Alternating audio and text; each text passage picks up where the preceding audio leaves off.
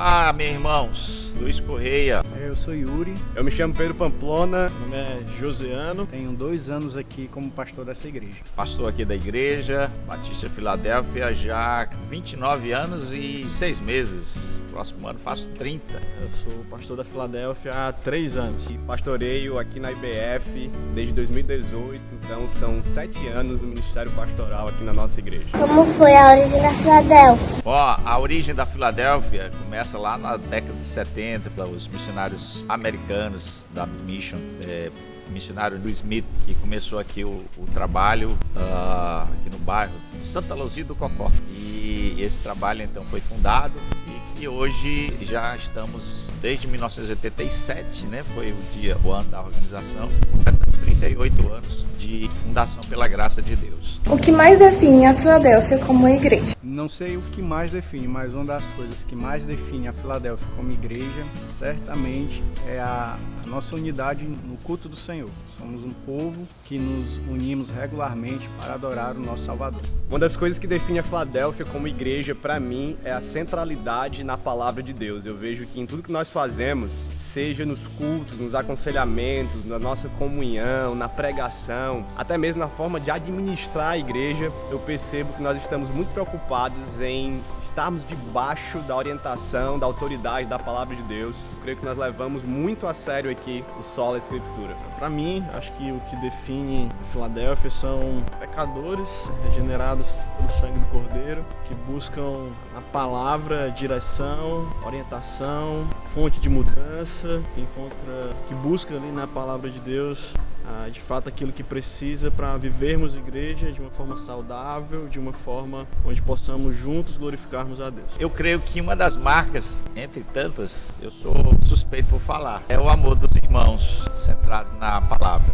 Eu acho que essas duas questões, a palavra, o amor à palavra e o amor à palavra Filadélfia significa amor fraternal, é a marca da Filadélfia. Esse nome tem tudo a ver com ela. O que realmente significa o Evangelho transformar o coração? Significa que você passa a ter uma visão transformada de Deus. Você passa a compreender Deus como Ele de fato se revelou. Depois, a partir disso, Ele me dá a compreensão de mim mesmo. Me vê como criado à imagem dele, mas ao mesmo tempo eu vejo que eu sou um pecador. E uma outra percepção que muda através do Evangelho é o próximo.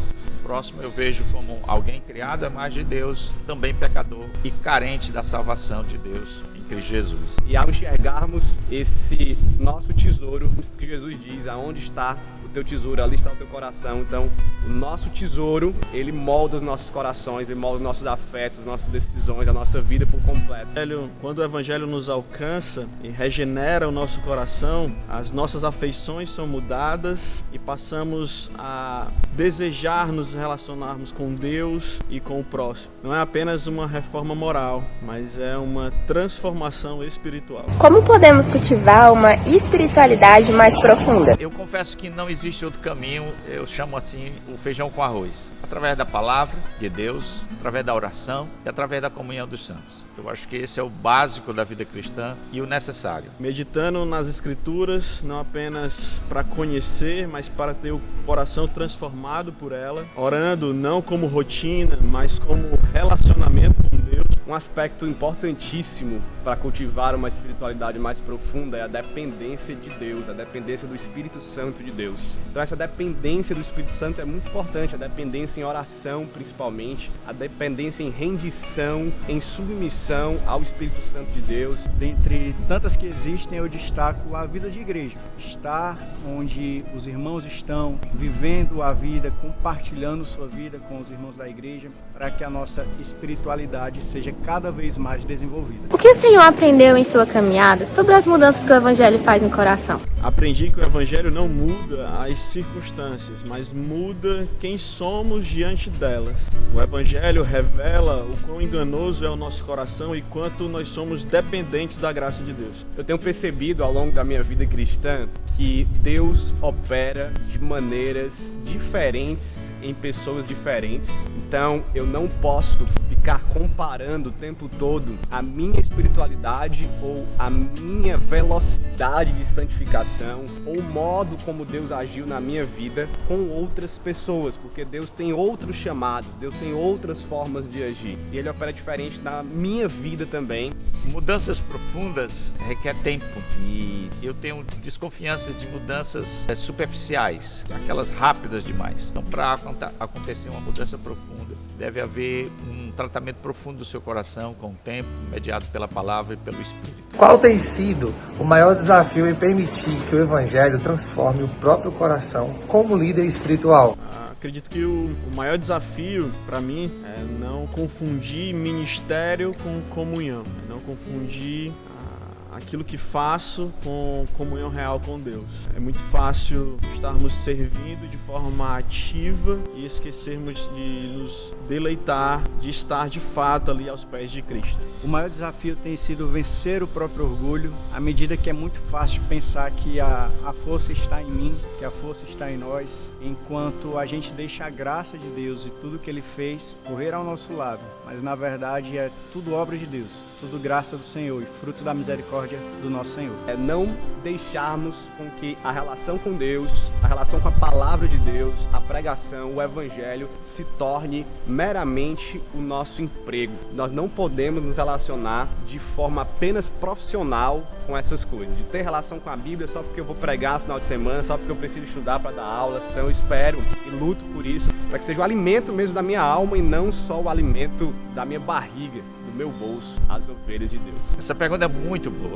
O fato de eu ser pastor e estar convivendo frequentemente com a palavra, estudando, examinando as Escrituras, pregando, ensinando, isso pode me levar ao auto-engano de que eu não tenho necessidades ou carências no meu coração que precisam ser tratados. E o outro risco que eu tenho é que, ao conviver tanto com as Escrituras, com a palavra, com a vida da igreja, eu temo perder o deslumbramento por Deus, pela beleza das Escrituras, pela vida cristã. Deus deixar de ser encantador, está sempre fiscalizando o meu coração para que isso não aconteça. Como a igreja pode criar um ambiente que favoreça a transformação do coração e não apenas um comportamento moral? Jesus tinha uma característica marcante, que era de sempre olhar primeiro para o coração das pessoas. Em Mateus capítulo 23, inclusive, ele adverte escribas e fariseus que estão muito preocupados apenas com o exterior, mas não com a mudança interior das pessoas. O caminho é a centralidade das Escrituras. As Escrituras devem ser o centro. E eu falo de centralidade não apenas como um aspecto de pregar as Escrituras, que deve ser o primeiro caminho, as Escrituras devem ser centralizadas na pregação, mas em todos os nossos relacionamentos, em toda a vida da igreja. Devemos orar as Escrituras, cantar as Escrituras, viver as Escrituras. Os nossos relacionamentos devem ser mediados pelas Escrituras. Quando a igreja assume o compromisso de ser fiel à Bíblia e não somente a questões meramente humanas, quando a gente passa a buscar a Bíblia de fato como aquilo que nos direciona.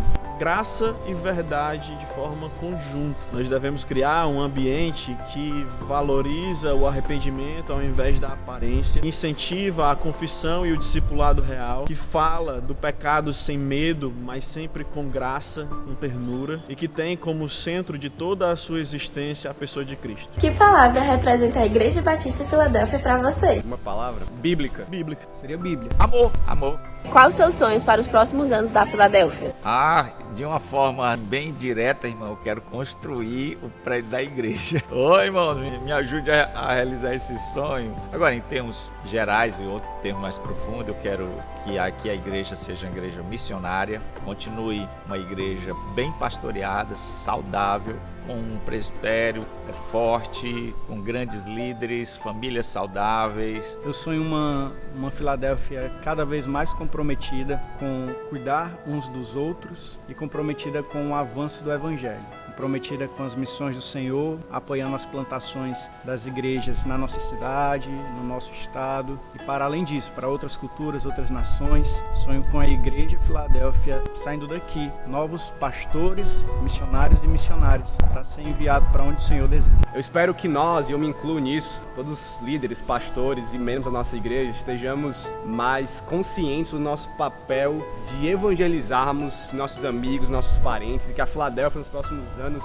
cresça cada vez mais com esse ajuntamento de pessoas que não conhecem a Jesus, que estão vindo aqui conhecer o Evangelho, conhecer a Jesus Cristo, ouvir pela primeira, pela segunda vez, e que aqui seja o lugar onde os perdidos continuem sendo salvos, continuem encontrando o Evangelho, sendo transformados por esse poder. Meu sonho, na verdade são vários. Acho que o templo construído, isso é um sonho bom. Eu sou da igreja desde 98, nós tínhamos um templo pequeno, Deus deu crescimento à nossa igreja e nós vemos a necessidade de termos um templo, um local para nos reunirmos de forma mais confortável, sim, mas de forma que possamos suprir as necessidades dos membros de nossa igreja. Mas além disso, eu espero ver a nossa igreja continuar a crescer, a se expandir, a plantar igrejas, né? Espero ver a nossa igreja ser moldada no aspecto do serviço, cada vez mais irmãos envolvidos no serviço, abraçando essa causa, essa missão que Deus nos deu como igreja, que é servir ao próximo e servir ao nosso Deus com os dons e talentos que Ele tem nos dado.